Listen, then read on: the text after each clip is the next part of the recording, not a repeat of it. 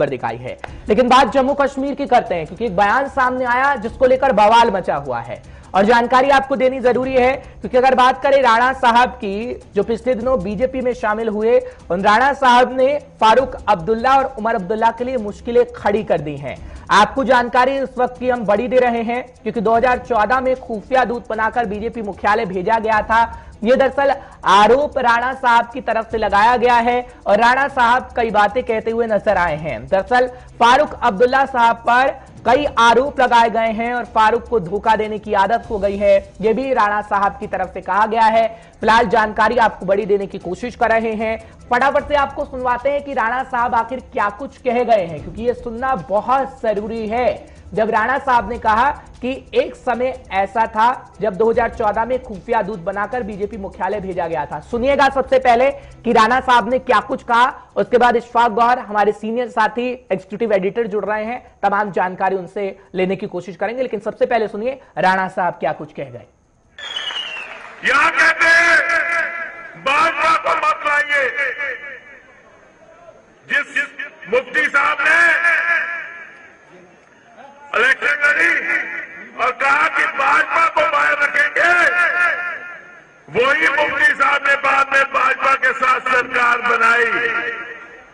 2014 में मुझे भेजा गया दिल्ली में, मेरी क़यादत ने भेजा कि जाओ भाजपा को बनाओ कि हमारे साथ सरकार बनाए।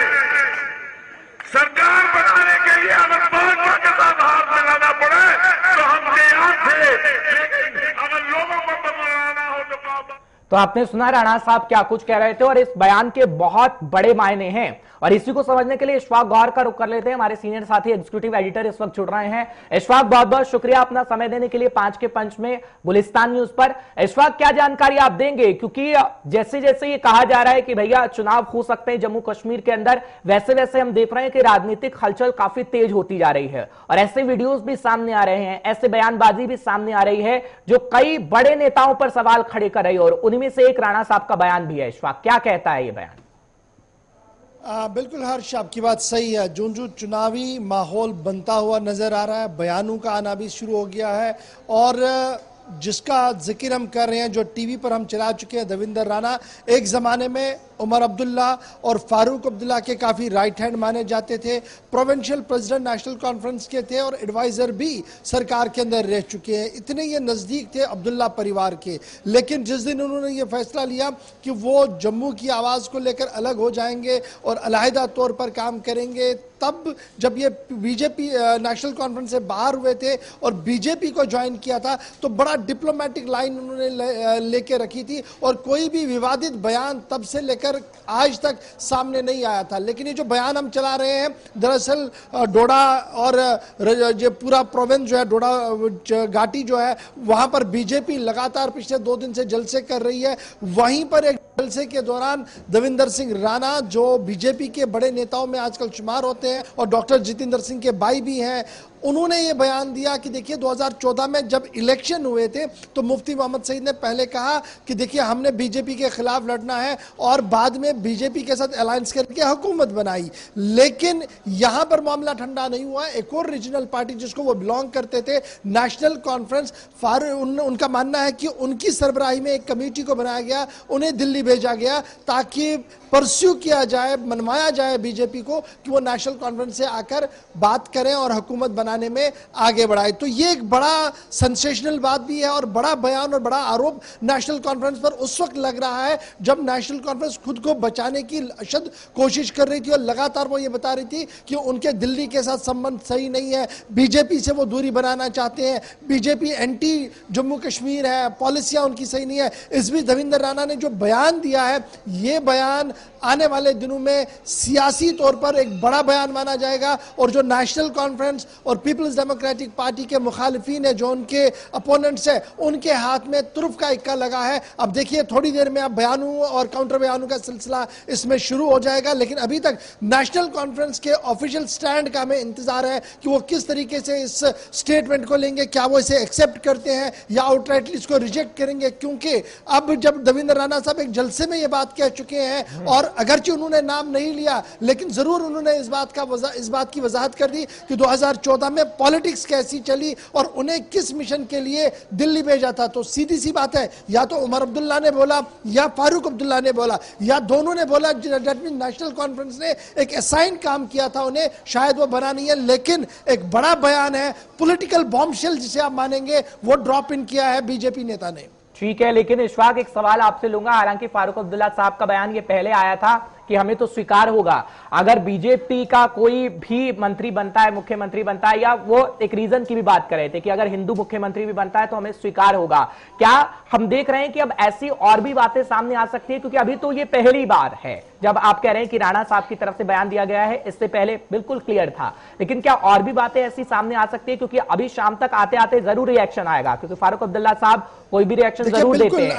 आपकी बात बिल्कुल सही है। अभी तक राणा साहब ने खुलकर नेशनल कॉन्फ्रेंस की पॉलिटिकल जमात के साथ जो वो बिलोंगिंग थी उस पर कहीं पर भी इस तरीके के आरोप नहीं थे।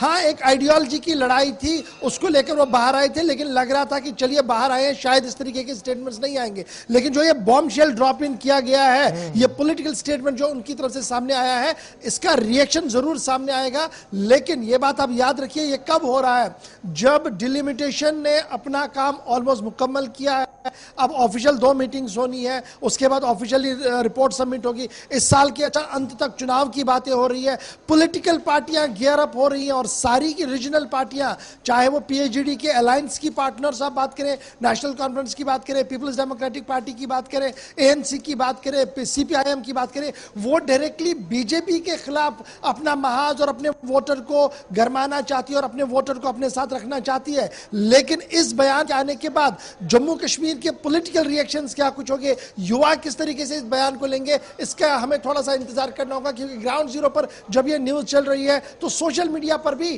कई चीजें जो है वो लिखी जा रही है, राणा साहब के लिए भी और फारूक अब्दुल्ला के कैरेक्टर पर काफी बातें लिखी जा रही है। ठीक है इशफाक, एक आखिरी सवाल आपसे ले रहा हूं, क्योंकि अभी हाल ही में 5 राज्यों के चुनाव हुए हैं। हमने एक सिनेरियो देखा है विपक्षी पार्टियों का कि वो अपने एजेंडे को ना रखकर दूसरी पार्टियों की नाकामियों को गिनाती है, और जम्मू कश्मीर में भी ठीक वैसा ही हो रहा है। लेकिन हालांकि जम्मू कश्मीर का सिनेरियो थोड़ा सा अलग है, लेकिन आप सीनियर हैं, आप इस बात को अच्छे से समझाएंगे कि वाकई हम यहां पर भी ऐसी स्थिति देख रहे हैं? देखिए, कोशिश बिल्कुल की जा रही है कि बुनियादी मुद्दे जो हैं वहां से मामले भटक जाएं, बात ना हो, चर्चा ना हो और बात कहीं और की ओर चली जाए। लेकिन अब देखना होगा कि आने वाले दिनों में पार्टियां किस लाइन को टो करती हैं, कितना वो रेस्ट्रिक्टेड रहेंगे। देखिए, अभी कश्मीर फाइल्स को लेकर अगर आप देखें तो 1-2 पार्टियां काफी रेस्ट्रिक्टेड है उसी मुद्दे को लेकर, और उसी मुद्दे पर सारी सियासत चला रही है। नेशनल कॉन्फ्रेंस अगरचे अपनी बात उमर अब्दुल्ला ने रखी, उन्होंने कहा कि देखिए, अगर ये डॉक्यूमेंट्री है तो चलिए हम देखेंगे, फिर उसको उसी नजर से देखेंगे। अगर ये फिल्म है तो फिर इसमें भरोसा करना मुमकिन ही नहीं है, क्योंकि फिर ये कमर्शियल लाइंस पर है। तो उनका अपना एक स्टेटमेंट इसमें पूरे मामले पर था। लेकिन आने वाले दिनों में चुनाव क्या जम्मू कश्मीर के अंदर जब भी होंगे तो क्या मुद्दों पर होंगे या 370-35 से डिलिमिटेशन के आसपास घूमेगा, इसके लिए हमें थोड़ा सा इंतजार जरूर करना होगा। लेकिन याद रखिएगा, पीपल्स डेमोक्रेटिक पार्टी, नेशनल कॉन्फ्रेंस को इसको छोड़ना बराबर मौत के बराबर होगा, पॉलिटिकल मर्डर के बराबर होगा। लेकिन बीजेपी जरूर ये कोशिश करेगी कि 2017, 18, 19, 20, 21, 22 के दौरान जो कुछ उनकी तरफ से उपलब्धि हुई होगी उसको सामने रखकर वोट वो मांगने की जरूर कोशिश करेंगे।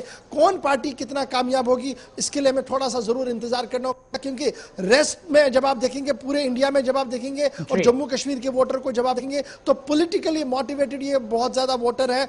इस बार बाइकॉट का क्या होगा, पॉलिटिकल कैंपेनिंग किस तरीके का होगा, वो सारी चीजें जो है वो झुकेंगी इसके साथ, वो एफिलेटेड होंगी इस पूरे मुद्दे के साथ जो सवाल आपने मुझसे पूछा है। चलिए ठीक है इशफाक, बहुत बहुत शुक्रिया तमाम जानकारी पहुंचाने के लिए, दर्शकों को अपडेट रखने के लिए। आप लगातार हमारे दर्शकों को जानकारी पहुंचाते रहिएगा। फिलहाल हमारे सीनियर साथी थे, बताने की कोशिश कर रहे थे कि माहौल कैसा बना हुआ है और आगे आने वाले समय में माहौल कैसा जम्मू कश्मीर का हो सकता है। फिलहाल